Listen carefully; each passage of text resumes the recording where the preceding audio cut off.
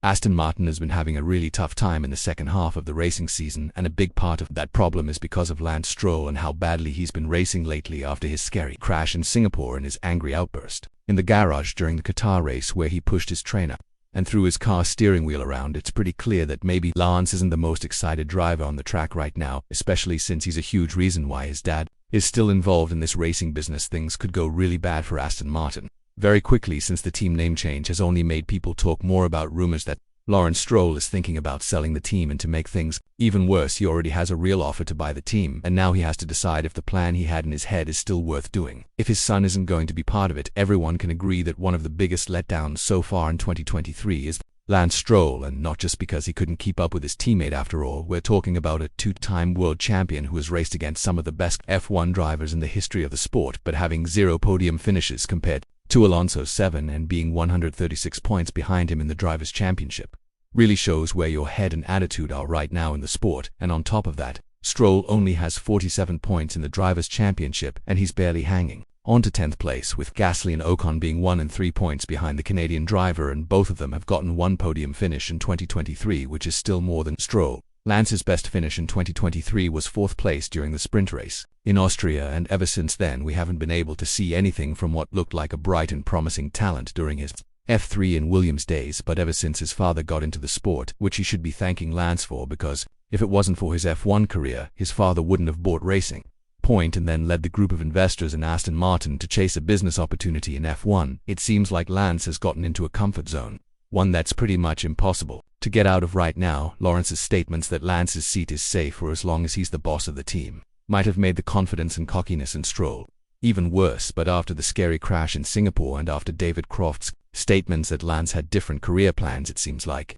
Lawrence might actually think about pulling out of the sport for the good of everyone involved. Lance, the future of Aston Martin, and his own money. Lance's mother Claire has also been actively pushing for the idea of her son going after a career in other areas after the crash in Singapore, and as if that wasn't enough, Aston Martin is losing a lot of money outside of the F1 project in 2023, losses that will have doubled compared to this time last year. As we all know, Aston Martin is using its F1 project to make the brand worth more money outside of this racing category, but with investors reportedly starting to back away because of the relationship between Lawrence and Lance and how badly Lance is performing. It seems like the top 3 team in the first half of the season is now slowly but surely starting a process of falling apart bit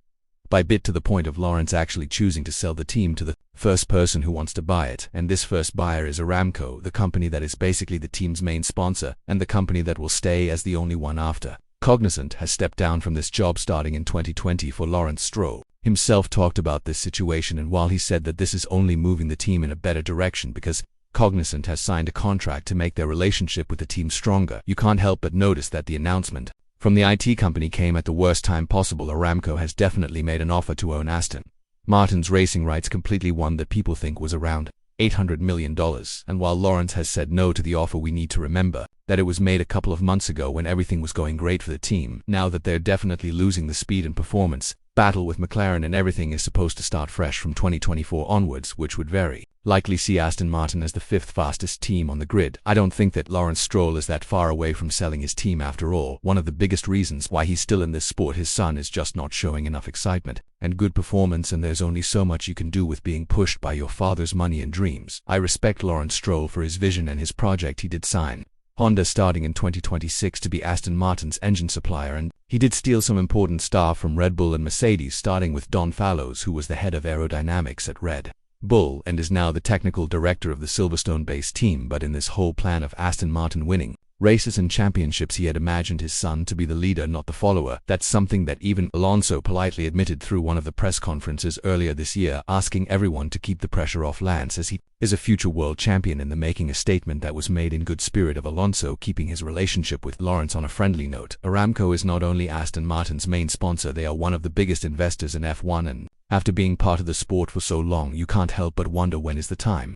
when you actually want to invest with a team on your own. That is what's happening right now with Andretti and the growing popularity and interest in the USA. And from a money standpoint, it would only make sense for Aramco to own their own team, but with Liberty Media, the owners of F1 have had such a strict rule that whenever a new team applies as a competitor, buying out is pretty much the only option. that a group outside of Andretti will be able to enter the sport as even the most talked about potential American person in F1 won't have it easy being the 11th competitor on the grid if you think about it. $800 million is definitely not a bad the amount of money for selling the team, and although many think of Lawrence as a crazy investor for trying to make his son champion in Aston Martin when he is clearly far behind the top talent on the grid, he is a businessman who makes smart decisions. That's why he brought Aston Martin to where they are now, but after realizing that this might be the limit of his financial and personal dream, he might want to stop the entire project, especially if his ex-wife and Lance's mother Claire push him. To think about the health of his son, Aston Martin has also started talking about entering different racing categories such as Le Mans 24 and World Endurance Championships, and these projects might sound like more reasonable ones for Lance Stroll. If we look at Antonio Giovinazzi, he was also seen as a great talent in his early F1 days, but he just couldn't make it work for a long period of time. On the other hand, he won the legendary Le Mans 24 race for Ferrari, making a name for himself. In another racing category, it wouldn't be embarrassing for Lance to admit that there is just no future for him in this sport, and just like all projects that are meant to fail, he shouldn't be an exception if he doesn't prove in the next year and a half that he's just not made out of the right stuff. Yes, we've seen some good moments from him in Williams and in Racing Point, but ever since his father made the deal with Aston Martin and kept Lance pretty much under a protective bubble safe from all the rumors of him being replaced, the drop in his performance has been huge now. What would happen to Aston Martin if Lance was replaced, or more specifically, who would be his replacement? One of the loudest names in the rumors has been Yuki Tsunoda, because after all, he's part of Honda's academy, and it would make logical sense for Honda to try to get a seat for their driver the same way they did in Red Bull when they signed the engine supply deal. However, Helmut Marko has been strongly defending Yuki's situation with Red Bull, saying that if Aston Martin wanted to steal him along with a Honda deal, they would have to enter talks with Red Bull, as Yuki's contract clearly states he's under obligations with the Austrian team, not the Japanese company. However, we've seen how E1 champions can do great under the right conditions with Oscar Piastri, and we can't help but wonder whether Aston Martin has bigger plans for Felipe Drugovich, who is the backup driver for the Silverstone-based team and has been patiently waiting for a chance to show his winning form from the 2022 F2 season. Whatever happens, Aston Martin will have one of the toughest decisions ahead of them, but as all things look right now, there is no place for Lance Stroll in this team anymore, as all signs point towards one unavoidable situation: him being replaced if Aston Martin wants to survive another year in the sport. So far until today, the future of Lance and Aston Martin goes way beyond uncertain, but that doesn't really mean that they're going downhill. If this situation doesn't create enough pressure on Lance to improve his racing, then there are 0 to no chances he'll get a seat in F1 in the near future.